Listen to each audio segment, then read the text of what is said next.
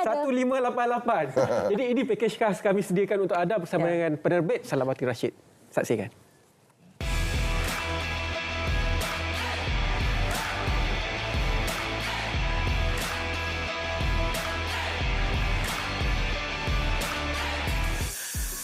Sekarang saya berada di Pulau Langkawi. Saya begitu teruja untuk berada di kejohanan yang cukup berprestij di dunia, iaitu Ironman. Dan kali ini Ironman berada di Malaysia. Ironman Malaysia Langkawi 2023 yang akan mempertandingkan dua kategori. Pertama adalah Full Ironman yang melibatkan 3.8 km berenang, 180 km berbasikal dan juga 42.2 km berlari. Dan acara kedua adalah Ironman 70.3 Langkawi yang akan memperlihatkan peserta akan berenang sejauh 1.9 km, berbasikal sejauh 90 km dan juga berlari sejauh 21 km. Nak lihat bagaimanakah cabaran yang akan mereka hadapi?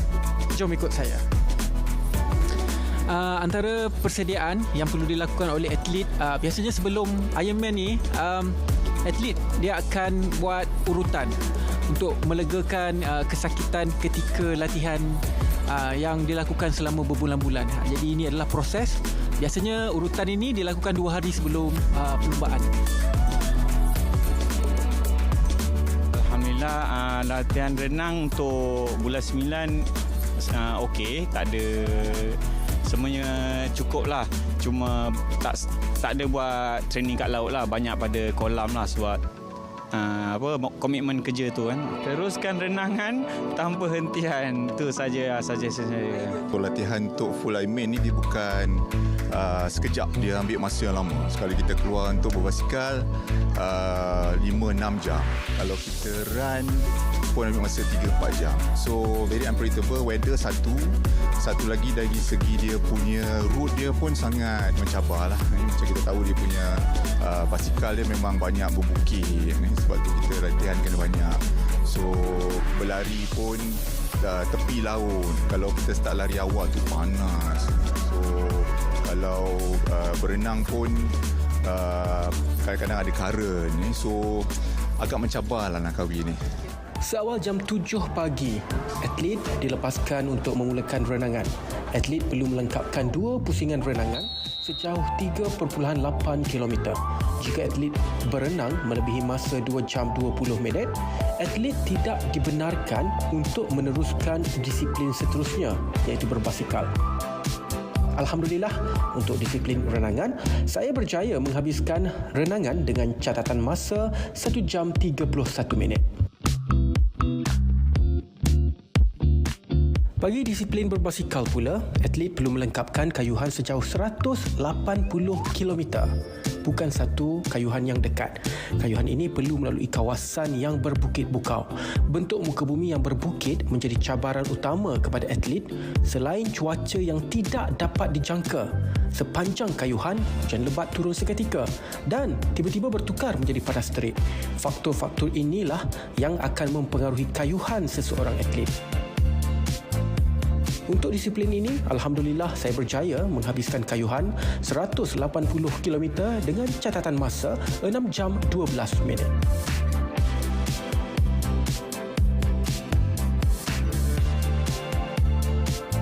Setelah disiplin kayuhan selesai, atlet perlu meneruskan disiplin seterusnya, iaitu berlari sejauh 42.2 km. Atlet perlu berlari sebanyak 2.5 pusingan dengan laluan mendata sepanjang lapangan terbang antarabangsa Langkawi dan Pantai Cenang. Cabaran utama yang saya lalui adalah suhu yang panas dan juga larian dalam keadaan menahan kesakitan akibat peha yang sudah pun krem semasa berbasikal. Tetapi, Alhamdulillah, saya berjaya untuk meneruskan perjuangan ke garisan penamat dengan catatan masa 4 jam 14 minit dan menjadikan masa keseluruhan saya melintasi garisan penamat adalah 12 jam dan 11 minit. Ini menjadikan saya dalam kalangan 10 atlet Malaysia yang terpantas ketika Ironman Malaysia Langkawi 2023.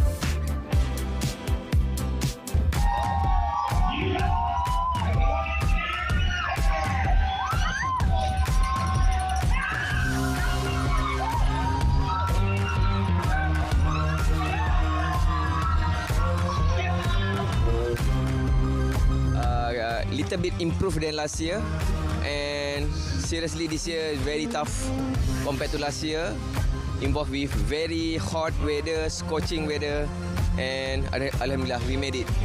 For me, for this year, I involved with over distance swimming because current very high compared to the last year. So my swim actually over mileage, so that's why my timing not really good. But as a overall, I still get personal best for this year. I feel very surprised because I only started triathlon tahun lepas. Dan tahun lepas pun my first Ironman, dan saya punya timing agak tak berapa bagus lah sebab only new to the sport, tak banyak training, dan banyak injury dan sakit lah, dan masuk hospital banyak lah. Macam quite surprise lah. Dan so masa run I keluar, lepas tu basikal tu ikut saya, macam terkejut lah, itu saya ke orang lain dia, tersilap lah. Tahniah Krista, hope to see you next year.